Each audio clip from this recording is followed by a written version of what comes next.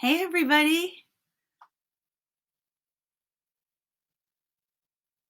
Oh, I'm waiting for it to start. It says it's starting, but I have no idea if it's actually starting. Okay, there we go.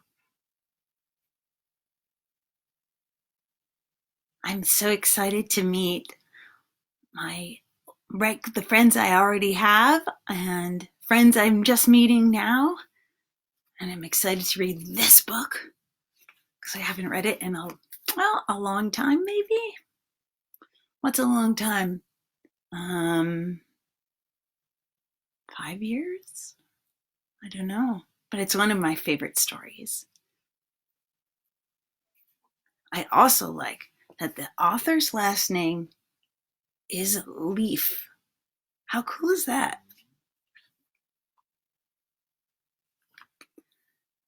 So feel free to comment. I'm not seeing, oh, maybe I need to try that. Can you comment now? I have no idea. I don't see any comments.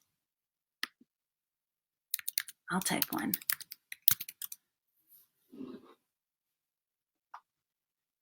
So if anybody has a question, I can answer it now because we're going to start our story time in, 3 minutes. Oh, I wish I had tea though. I have water.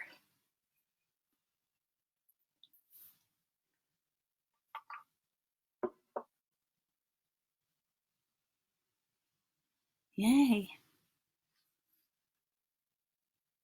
Okay, tech team, I forgot to ask your help on turning on this phone. I forgot to turn on my phone. That's okay.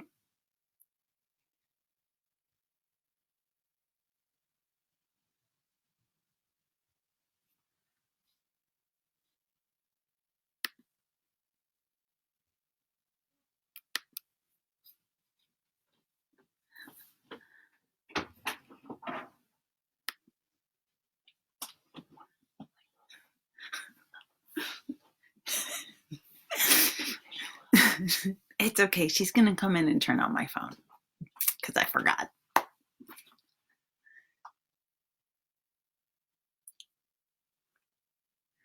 Excuse me. There we go. I didn't know what I was doing. I know how to turn on a phone, but there's another thing that I wasn't sure how to do. Whoops.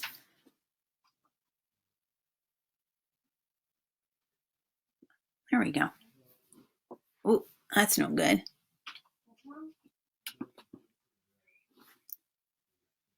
Okay. Oh, it's 11:59. I'm very excited. Okay. As soon as it gets to be noon, we're going to start reading. I'm really looking forward to it. And if you have an idea about a storybook that you'd like to hear on Wednesday, let me know. I might have it. I would say I'd get it from the library, but library's closed, so yes, I am on Instagram Live. Thank you for asking. Took a while for it to for me to get it organized. Hello, Instagram land. Instagram land is above us. I don't know why. Oh. Okay. Thank you. My daughter is the best. Hi, Haley. Oh my God, so great to see you. Do you have a little person with you?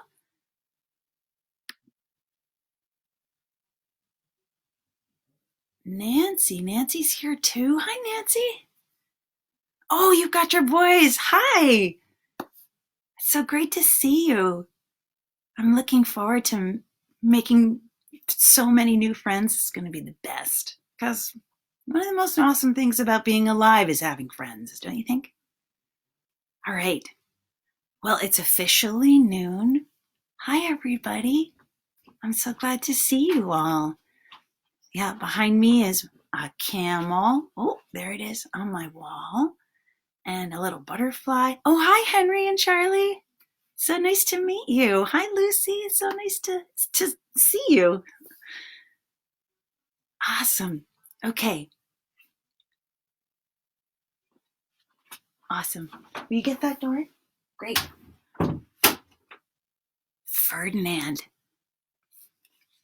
I'm going to show you the picture and then read the page and then show you the picture again and then keep going from there.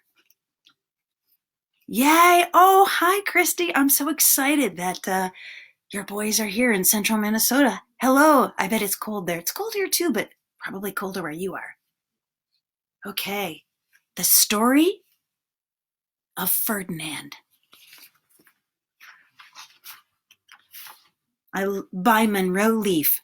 And I was noticing what an awesome last name that is. Leaf. So cool. Ooh, here's a great picture where Ferdinand lived. I have to get used to the way the camera is. There we go.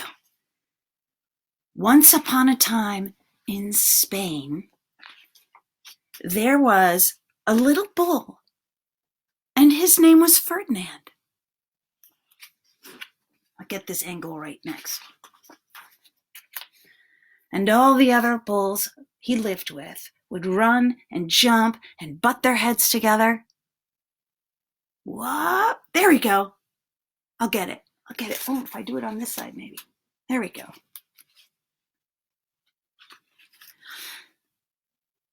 But not Ferdinand. He liked to just sit quietly. Ooh, there we go. It's opposite land. So confusing. He liked to just sit quietly and smell the flowers. He had a favorite spot out in the pasture under a cork tree.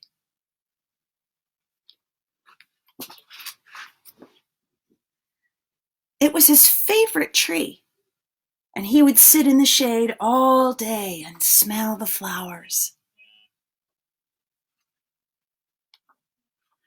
Sometimes his mother, who was a cow, would worry about him.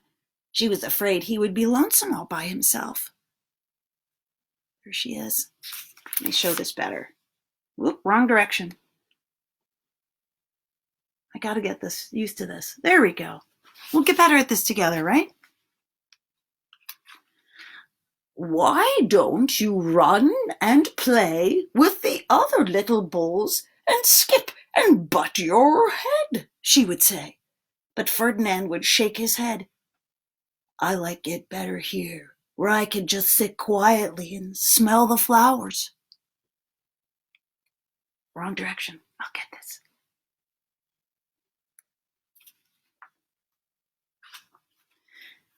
His mother saw that he was not lonesome, and because she was an understanding mother, even though she was a cow, she let him just sit there and be happy.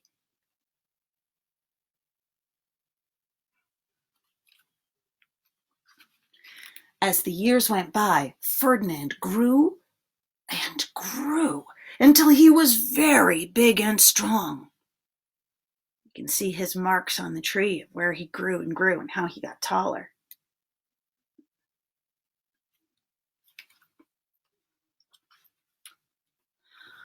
All the other bulls who had grown up with him in the same pasture would fight each other all day. They would butt each other and stick each other with their horns. What they wanted most of all was to be picked to fight at the bullfights in Madrid. Dun, dun, dun. I love how they're reading it. Isn't that fun? Hi, Amanda. I love Ferdinand too. But not Ferdinand. He still liked to just sit quietly under the cork tree and smell the flowers.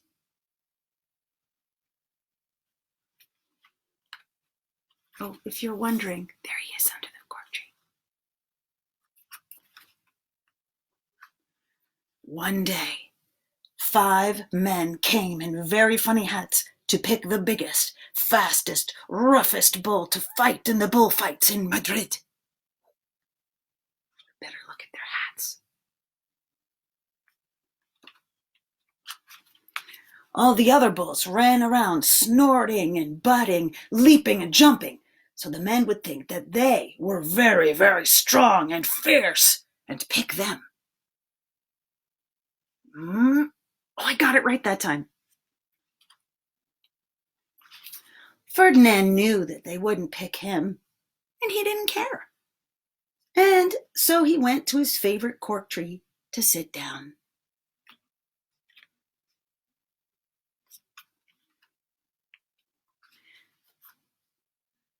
He didn't look where he was sitting, and instead of sitting on the nice cool grass in the shade, he sat on a bumblebee. Well, if you were a bumblebee and a bull sat on you, what would you do? You would sting him. And that is just what this bee did to Ferdinand. Uh-oh. What do you think is going to happen?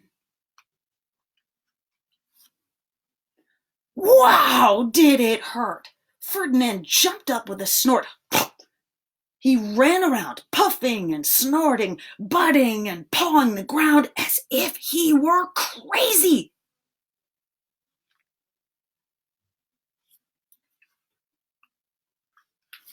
Well, the 5 men saw him, and they all shouted with joy. Here was the largest and fiercest bull of all, just the one for the bullfights in Madrid. And there is Ferdinand going crazy. So they took him away for the bullfight day in a cart. There's Ferdinand. What a day it was! Flags were flying, bands were playing.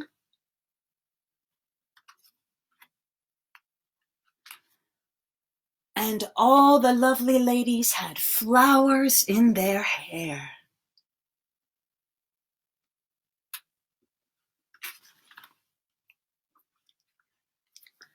They had a parade into the bull ring.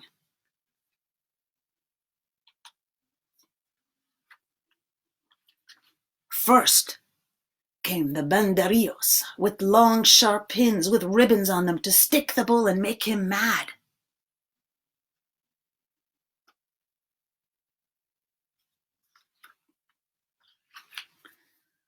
Next came the picadores, who rode skinny horses, and they had long spears to stick in the bull and make him madder.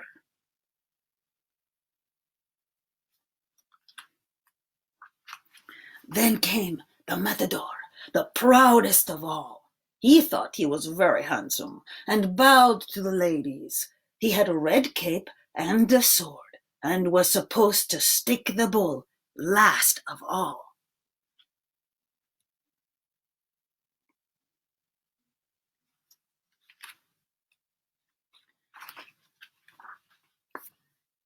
Then came the bull. And you know who that was, don't you? Ferdinand. Do you see how he's sort of hiding? He doesn't want to come out. They called him Ferdinand the Fierce, and all the banderillos were afraid of him, and the picadores were afraid of him, and the matador was scared stiff.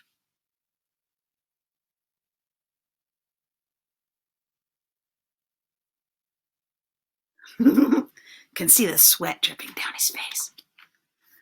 Ferdinand ran to the middle of the ring, and everyone shouted and clapped because they thought he was going to fight fiercely and butt and snort and stick his horns around.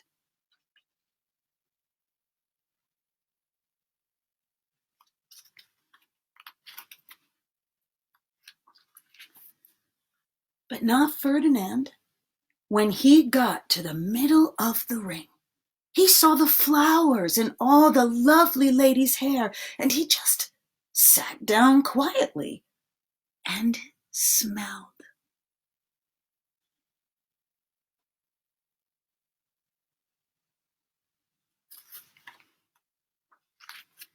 He wouldn't fight and be fierce no matter what they did. He just sat and smelled. and the banderillos were mad, and the picadores were madder, and the matador was so mad he cried because he couldn't show off with his cape and sword. There he is, pitching a giant temper tantrum. There we go.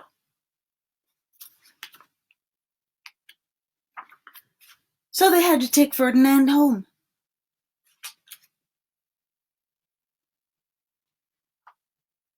There he is in the cart. Yeah. And for all I know, he is sitting there still, under his favorite cork tree, smelling the flowers just quietly. He is very happy.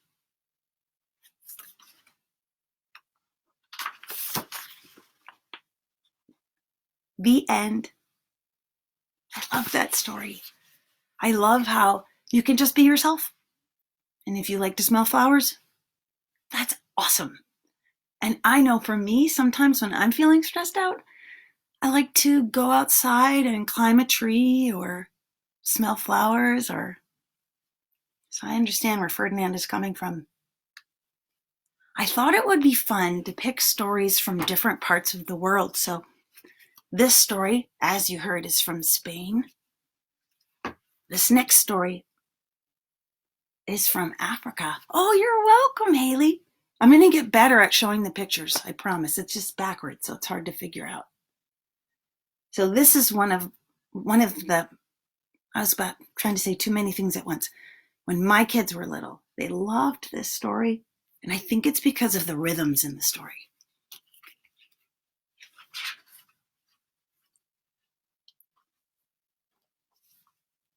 Ooh, let me see if I can do it this way. I'm going to show the picture first. There's my hand.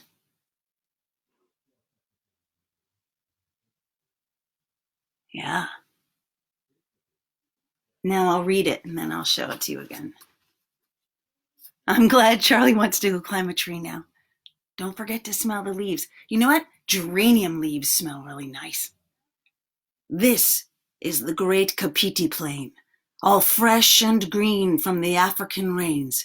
A sea of grass for the ground birds to nest in, and patches of shade for wild creatures to rest in, with acacia trees for giraffes to browse on, and grass for the herdsmen to pasture their cows on.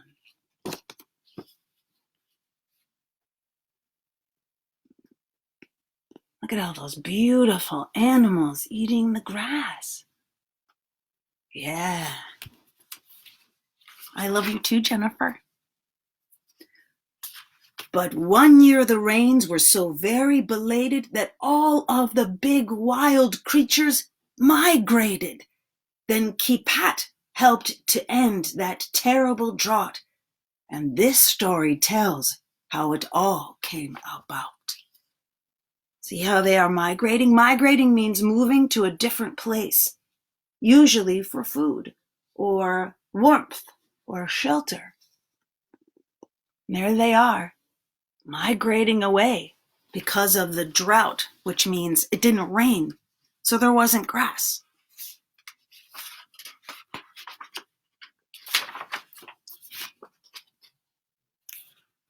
This is the cloud all heavy with rain that shadowed the ground on Kapiti Plain.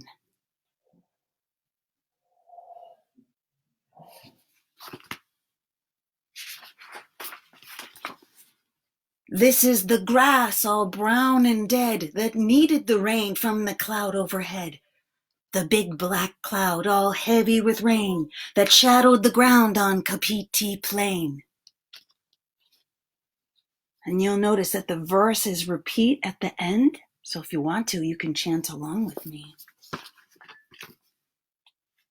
You can dance around too, if it's okay with your parent or your guardian or your great aunt Haus and Pfeffer, who's watching with you. So we just had the part about the cloud and the grass. These are the cows all hungry and dry, who mooed for the rain to fall from the sky, to green up the grass all brown and dead. They needed that rain from the cloud overhead, the big black cloud all heavy with rain that shadowed the ground on Kapiti Plain. This is Kipat, who watches his herd as he stood on one leg like the big stork bird. Kipat, whose cows were so hungry and dry, they mooed for the rain to fall from the sky, to green up the grass all brown and dead, that needed the rain from the cloud overhead. The big black cloud all heavy with rain that shadowed the ground on Kapiti Plain. Yes. I can lick my finger because I'm the only one here. But don't do it and then touch other things if you're near other people. Ready? Oh. This is the eagle who dropped a feather that helped to change the weather. It fell near Kipat, who watched his herd as he stood on one leg like the big stork bird. Kipat, whose cows were so hungry and dry, they mooed for the rain to fall from the sky, to green up the grass all brown and dead, that needed the rain from the cloud overhead, the big black cloud all heavy with rain that shadowed the ground on Kapiti Plain. There's the eagle. This is the arrow Kipat put together with a slender stick and an eagle feather, from the eagle who happened to drop a feather that helped to change the weather. It fell near Kipat, who watched his herd as he stood on one leg like the big stork bird. Kipat, whose cows were so hungry and dry, they mooed for the rain to fall from the sky, to green up the grass all brown and dead, that needed the rain from the cloud overhead. The big black cloud all heavy with rain that shadowed the ground on Kapiti Plain.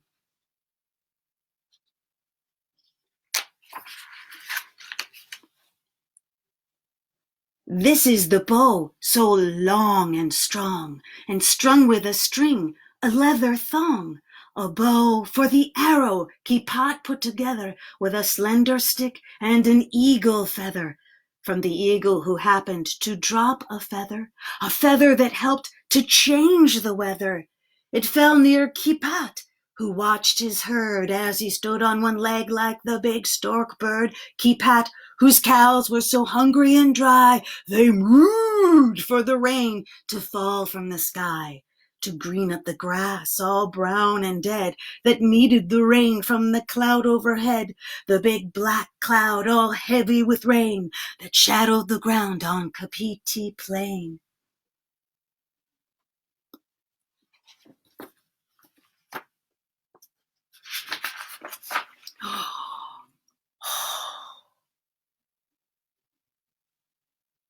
This was the shot that pierced the cloud and loosed the rain with a thunder loud. A shot from a bow so long and strong, and strung with a string, a leather thong. A bow for the arrow Kipat put together with a slender stick and an eagle feather, from the eagle that happened to drop a feather that helped to change the weather.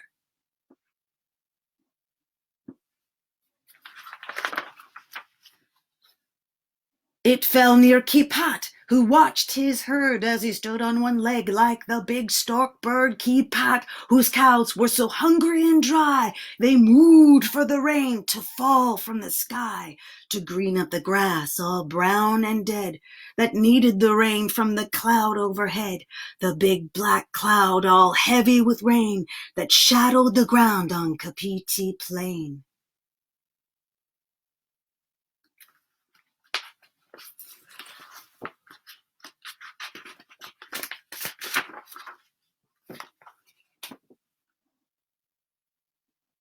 So the grass grew green and the cattle fat, and Kipat got a wife and a little Kipat.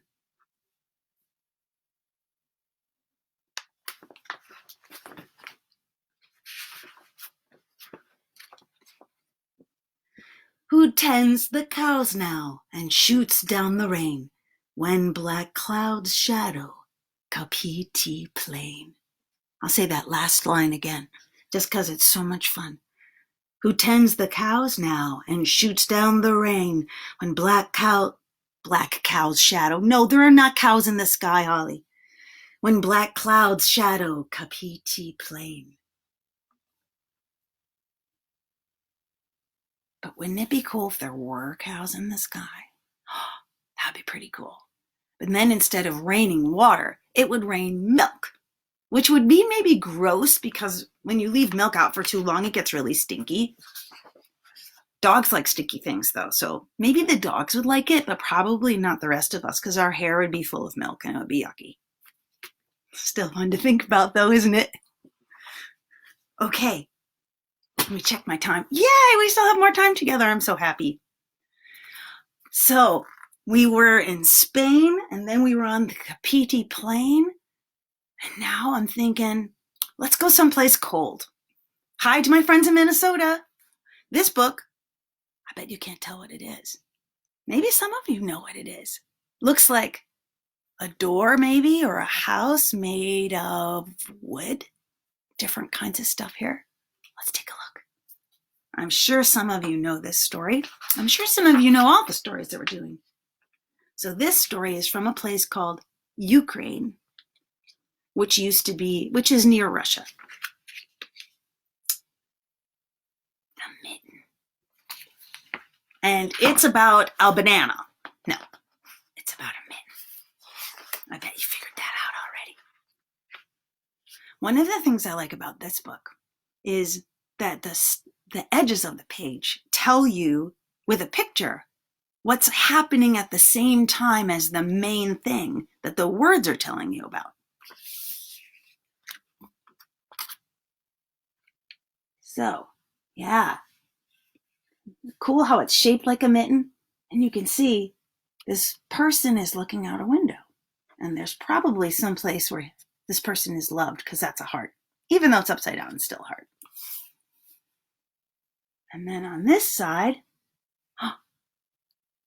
going out the door. Let's find out. Ooh. There's a person. That person is looking around, looking out a window. And then, there we are outdoors. Oh, there's the person jumping who went outside. And then she's knitting. Looks like a grandma. Now I'll read to you what it says. Once there was a boy named Nicky who wanted his new mittens made from wool as white as snow. So this must be Nicky. And there's the snow. Oops, let me get it off the glare here. There we go. Now you can see Nicky talking. There's more snow outside. At first, his grandmother, Baba, did not want to knit white mittens. If you drop one in the snow, she warned, you'll never find it. But Nicky wanted snow-white mittens, and finally Baba made them. Here's the next page. Outside, oh look. She's outside feeding things. There's a door. And Nicky is about to climb a tree. Uh-oh, and it looks like, yup, we're going to have a visitor. After she finished, she said, when you come home, first I will look to see if you are safe and sound. But then I will look to see if you still have your snow-white mittens. So off Nicky went, and it wasn't long until one of his new mittens dropped in the snow and was left behind. There it is. Let me see if I can get this. There you go.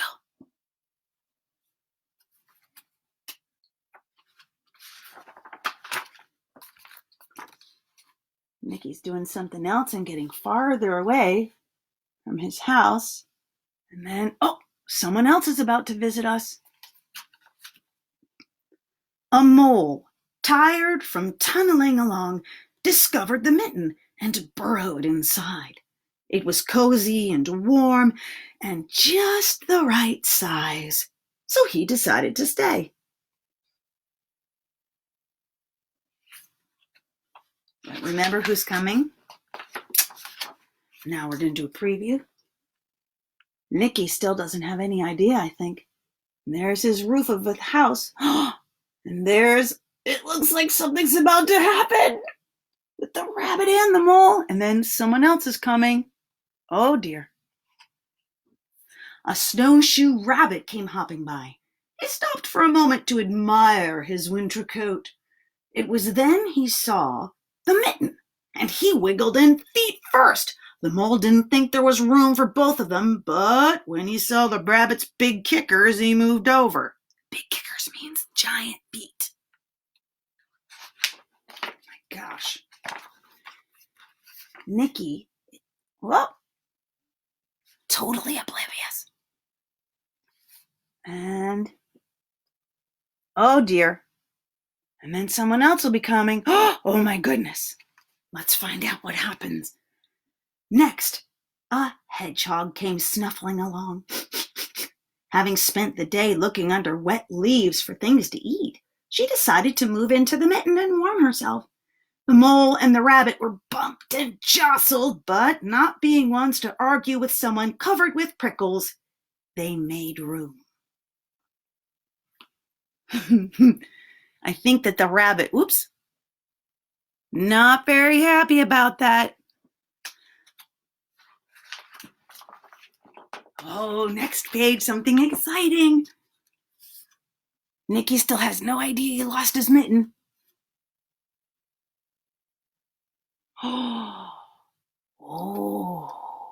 Oh goodness. And then who's our next friend going to be? Let's find out. As soon as the hedgehog disappeared into the mitten, a big owl, attracted by the commotion, swooped down.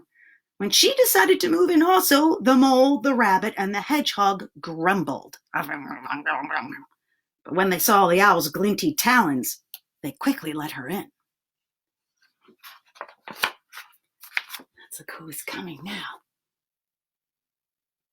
Oh, goodness. Oh, my goodness, that mitten is enormous. Up through the snow appeared a badger. She eyed the mitten and began to climb in. The mole, the rabbit, the hedgehog, and the owl were not pleased. There was no room left. But when they saw her diggers, they gave her the thumb. How is the badger going to fit into the thumb? I have no idea.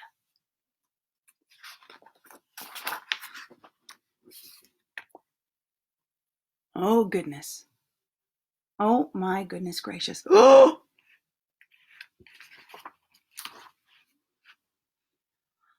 It started snowing, but the animals were snug in the mitten. A waft of warm steam rose in the air, and a fox trotting by stopped to investigate. Just the sight of the cozy mitten made him feel drowsy. The fox poked his muzzle in. When the mole, the rabbit, the hedgehog, the owl, and the badger saw his shiny teeth, there we go, they gave the fox lots of room. I would too. I don't know how this is going to work. I have no idea. It's a mitten, right? Nicky is still out. Oh no. Look how big that mitten is. And then there's another tiny friend, it looks like. A great bear lumbered by. He spied the mitten all plumped up. Not being one to be left out in the cold, he began to nose his way in. The animals were packed in as tightly as could be, but what animal would argue with a bear? The mitten swelled and stretched, and it was pulled and bulged to many times its original size, but Baba's good knitting held fast, which means it didn't break. Her knitting was so awesome.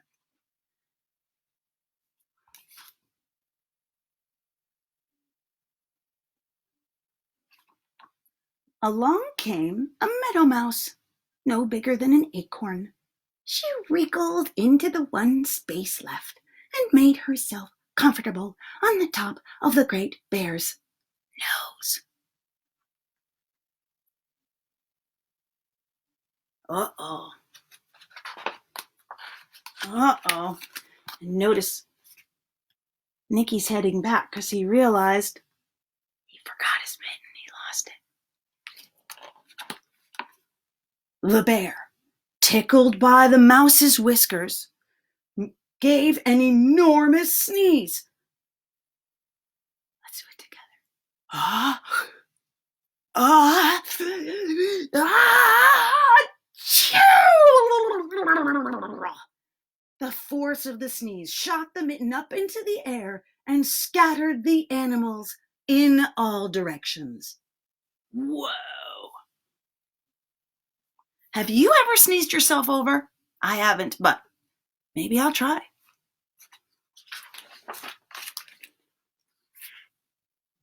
Boom. Oh, look at that one.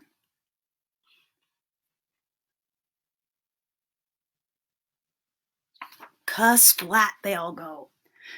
On his way home, Nicky saw a white shape in the distance.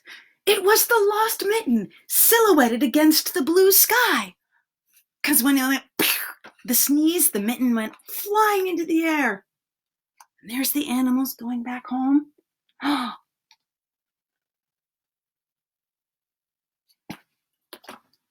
As he ran to catch his snow-white mitten, he saw Baba's face in the window. First she looked to see if he was safe and sound, and then she saw that he still had his new mittens.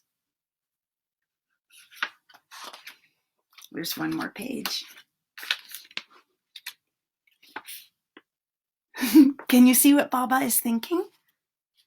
She has two mittens, one in one hand and one in the other hand. One is super big and one is super tiny.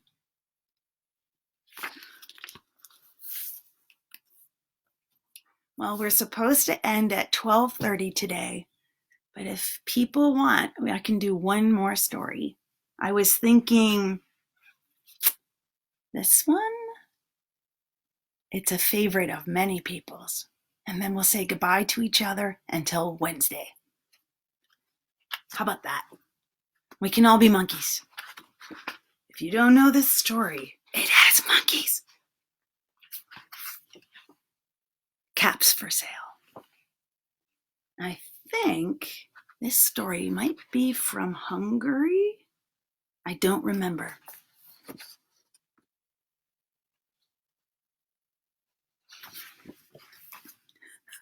Thank you, Jennifer. Okay, I'll read Caps for Sale.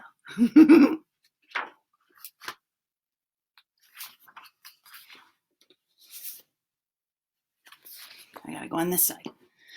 Once there was a peddler who sold caps, but he was not like an ordinary peddler, carrying his wares on his back.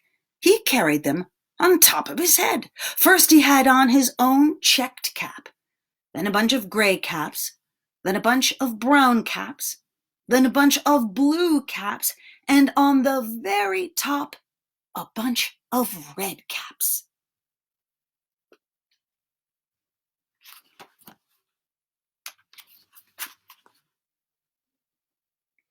He walked up and down the streets, holding himself very straight so as not to upset his caps.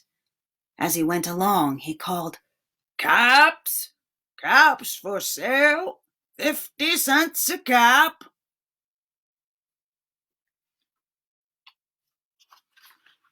Hi, Asher. Can you see? Okay, good. One morning, he couldn't sell any caps. He walked up the street and he walked down the street, calling, "Caps! Caps for sale! 50 cents a cap!" But nobody wanted any caps that morning. Nobody wanted even a red cap. He began to feel very hungry, but he had no money for lunch. "I think I'll go for a walk in the country," said he, and he walked out of town slowly, slowly, so as not to upset his caps. There he is. That's the red cap on top.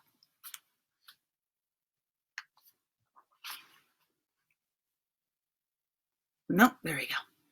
He walked for a long time until he came to a great big tree. "Ah, that's a nice place for a rest," thought he, and he sat down very slowly under the tree and leaned back little by little against the tree trunk so as not to disturb the caps on his head. Then he put up his hand to feel if they were still straight. First his own cap, his own checked cap, then the gray caps, then the brown caps, then the blue caps, then the red caps on the very top.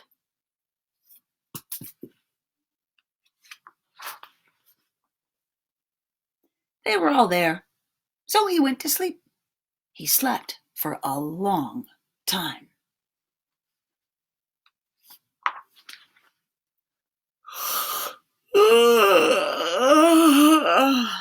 When he woke up, he was refreshed and rested.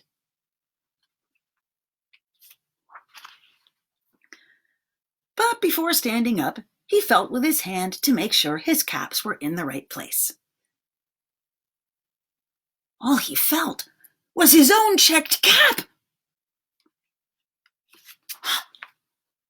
He looked to the right of him. No caps. He looked to the left of him. No caps. He looked in back of him. No caps. He looked behind the tree. No caps. Then he looked up into the tree, and what do you think he saw?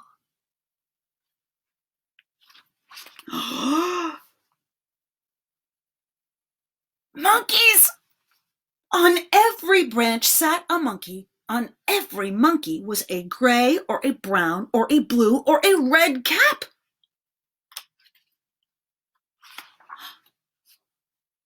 The peddler looked at the monkeys, and the monkeys looked at the peddler. He didn't know what to do. Finally, he spoke to them. You monkeys, you, he said, shaking a finger at them. You give me back my caps. But the monkeys only shook their fingers back at him and said, tsk, tsk, tsk, tsk. Wait, oh, there we go. I'm going to say that part again. But the monkeys only shook their fingers back at him and said, tsk, tsk, tsk, tsk. This made the peddler angry, so he shook both hands at them and said, You monkeys, you give me back my caps. But the monkeys only shook both their hands back at him and said, tsk, tsk, tsk. Uh-oh. Now he felt quite angry.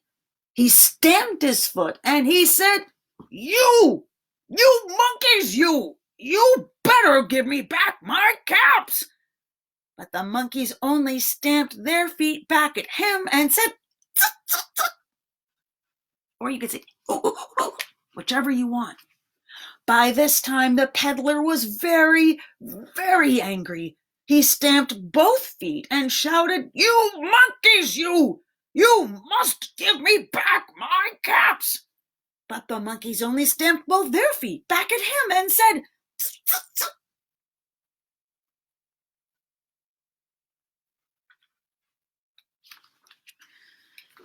At last, he became so angry that he pulled off his own cap and threw it on the ground and began to walk away. What do you think is going to happen? But then, each monkey pulled off their cap and all the gray caps and all the brown caps and all the blue caps and all the red caps came flying down out of the tree.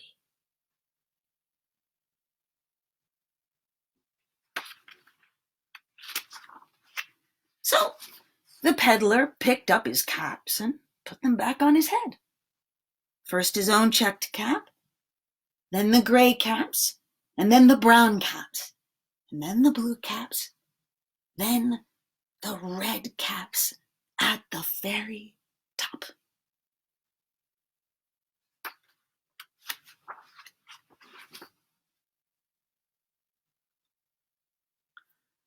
And slowly, slowly, he walked back to town, calling, "Caps, caps for sale, 50 cents a cap."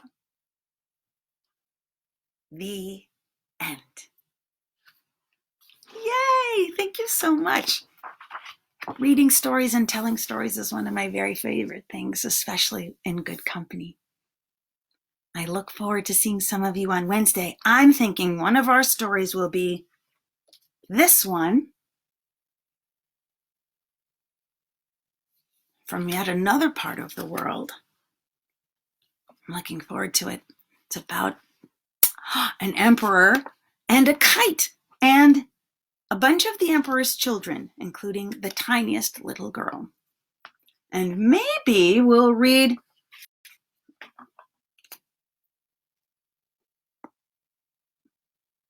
pizza, because here in the east part of the country, on the eastern coast, it's lunchtime. And if you have a book that you'd like me to read, let me know. I'll see everybody Wednesday. Bye. Thank you for being here.